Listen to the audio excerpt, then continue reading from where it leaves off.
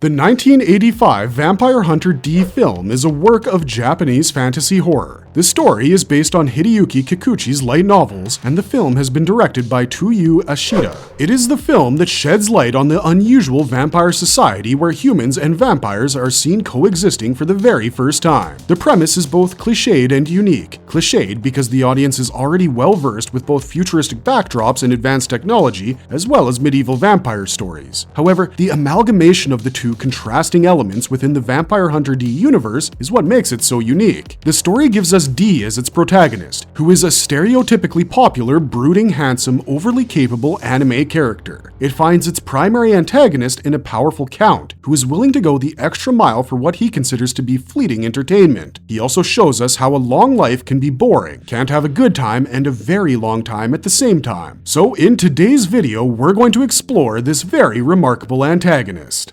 The archaic, futuristic nature of noble society and the Count's position within the pyramid. Released in 1985, the first Vampire Hunter D opens in a distant future. A dystopian society where the crown has slipped from the heads of mankind, vampires rule over the earth as the nobles. The sacred ancestor had orchestrated a nuclear war back in 1999 to lead humanity to its demise, making space for the vampires to take over. They also had access to superpowers, magic, and advanced technology that humans could only dream of. Naturally, this was a battle the humans could never win. Each noble controlled and protected their assigned areas, or rather sectors across the frontier. They were not allowed to attack a sector that belonged to another noble, and they had to continue to offer blood tithes to the central government, which was also under the control of vampires, by the way, to maintain the managerial rights over their areas. Within this structure, where the vampires held superiority over the humans, was another hierarchical system. The lower nobles worshipped the 1,000 greater nobles and the 7 kings, and above everyone was the sacred ancestor, or the vampire king. With disparity comes discrimination, and the nobles considered themselves to be of a superior bloodline when compared to the humans. People who were transformed into vampires managed to attain a higher status, but such a status could never compare with the one held by those who were born as vampires. Reproduction between humans and vampires, although rare, was not unheard of either. Such acts gave birth to hybrids known as dhampirs, who were shunned by both the noble and human society alike. The titular D happens to be one such being, and he despises his condition. In fact, his having to live his life as a dhampir is one of the key reasons that leads to him going against the vampires and becoming a vampire hunter. However, Vampire Hunter D opens in a world where the vampire nobility has reached the zenith of their existence. Their next step is only to fall from grace. Their numbers have been dwindling tremendously. Vampire hunters are on the rise, and they've been taking down more and more of these nobles as they battle across the frontiers. The inability of a vampire to attain natural death has also become the bane of their existence. The nobles spend hundreds and thousands of years without much going on in their lives. Some also copulate with humans to prevent their numbers from falling. This brings us to Count Magnus Lee, a member of the greater nobility who is a 10,000-year-old count. He seems to have lost interest in his mundane life and is desperately looking for some dynamic movement. He hails from the House of Lee and is the administrator of the 10th Frontier Sector, which is also known as the Ransilva area.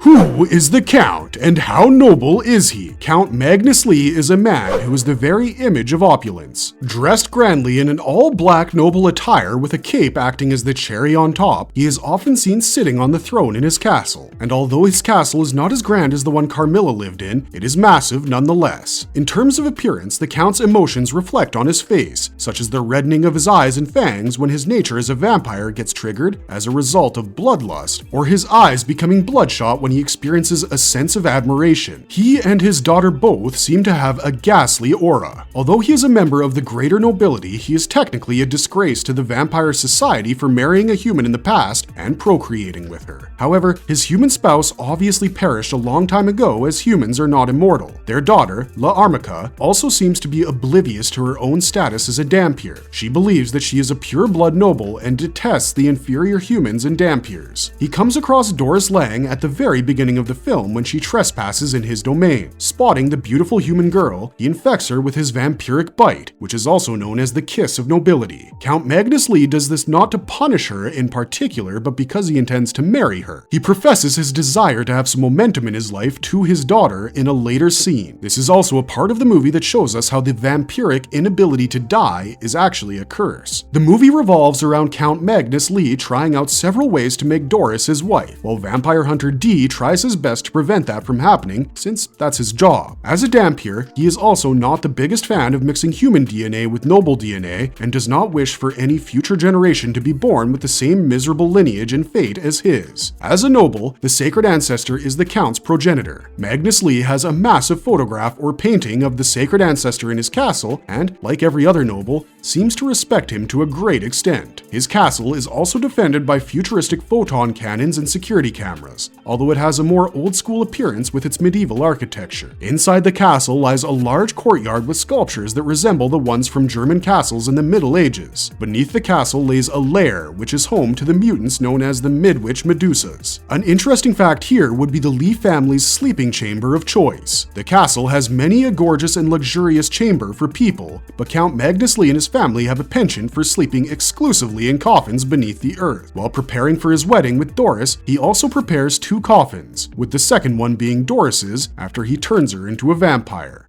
Count Magnus Lee is powerful, but is he powerful enough to stand a chance against D? Count Magnus Lee is quite obviously an extremely powerful being. His servant, Regan Se, and his human-hating daughter, La Armica, are quite powerful as well. They are constantly sent by the Count to take D down since he has been acting as the biggest obstacle in his plan to marry Doris. At times, the Count asks for Doris to be kidnapped, which results in D having to go to the castle and save her. But most of his earlier fights are with Ray, La Armica, and the Midwich Medusas instead of the Count himself. However, Doris gets captured once again, and she is brought to Magnus once again, because ultimately companionship is what he wishes for. The Count isn't exactly stubborn, but he is alone. And the nobles do have emotional ranges similar to that of humans. They are considered evil because they treat humans as livestock. In their minds, however, it is the circle of life. Animals feed on grass, humans feed on animals, and nobles feed on humans. Meanwhile, La Armica is dead set against the wedding as well, due to Doris being a human. Her prejudice against the inferiors makes her believe that Doris would taint the bloodline by becoming the Count's wife. Keep in mind that she does not know that she herself is a Dhampir. La Armica brings this up to the Count after an hour into the film, when he tells her that marrying a human is nothing but a temporary fleeting fancy in his long life. He claims that he knows he will grow tired of her after some time and then move on to the next catch. La Armica promises to kill her because she thinks Doris joining the family would result in the fall of the House of Lee. This is when the Count reveals the truth about La Armica's mother to her. Although she is incapable of digesting the truth and keeps asserting that she is a pure-blood noble, the Count asserts that some temporary fun with a lower-class noble is great entertainment for him. Meanwhile, Ray had asked the Count to bless him with eternal youth, which he did not possess because he was a servant vampire. However, his constant failure at keeping D at bay resulted in the Count not granting Ray's wish. The servant, now enraged, stood up against the Count and was subsequently killed in a gruesome manner. Soon after, D manages to get into the castle as he hopes to save Doris, resulting in a battle between the Dhampir and the Count. Magnus Lee boasts the physical stats of a greater noble, the ability to control minds, and he can perform psychic feats such as telepathy and telekinesis. He can win battles without lifting a finger, and the time-bewitching incense, which is something that can weaken vampires and Dhampirs alike, doesn't work on him. The first half of the battle ends with Count Magnus Lee taking the upper hand over D. However,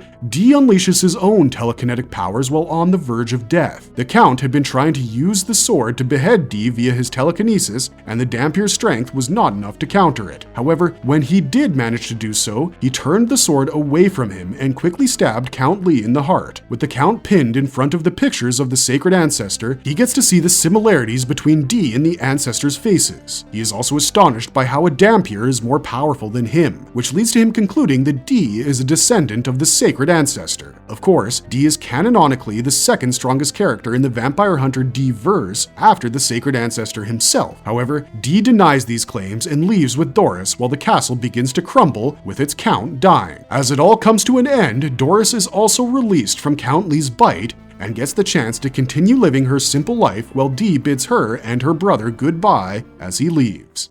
Marvelous verdict! Count Magnus Lee being the main antagonist of the very first Vampire Hunter D is a perfect element in the story, not because of his strength, but because of his nature. Throughout the film, Magnus Lee is trying to marry Doris for fleeting entertainment. It shows us how daunting immortality can be and why it has become the bane of the noble's existence. What the Count experiences is not something that is alien to humans either, since it has been quite common for people to opt for temporary romances for entertainment. If anything, this humanizes the noble society in the eyes of the viewers, albeit not in a very good way. But the best villains are always multidimensional instead of being the embodiment of cruelty. With that, today's video comes to an end. What did you think of Count Magnus Lee? Did you enjoy the video? If so, then don't forget to like and comment down below. Until the next time, thanks for watching, stay safe out there, and have a marvelous day.